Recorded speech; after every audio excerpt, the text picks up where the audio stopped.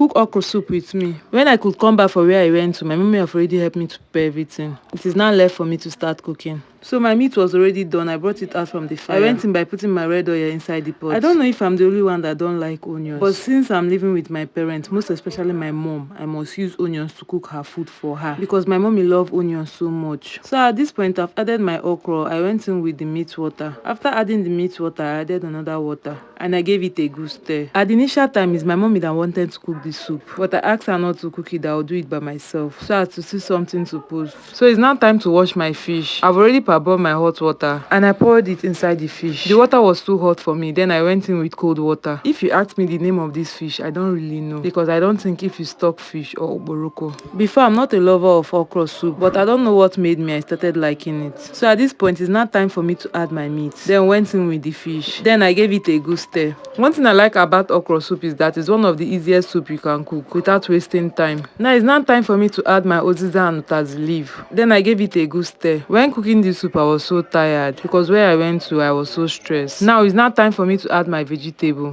which is ugu leaf. After adding it, I gave it a good stir so that it can go around the soup. Then I allowed the soup to cook for some minutes before bringing it down. Now our soup is ready. Then I proceeded by boiling water to enable me make wheat. Staying with my parents, you hardly eat garri. It's either wheat or potato swallow. So it's now time to make the wheat. Making this wheat is not easy at times. You have to turn it very well to give it that mixture you need. It is not usually easy when making it in large quantity. Left for me, I'm used to it because that is the swallow we usually eat. So at this point, I'm almost done. Oh yeah, now see you in my next video. Bye bye.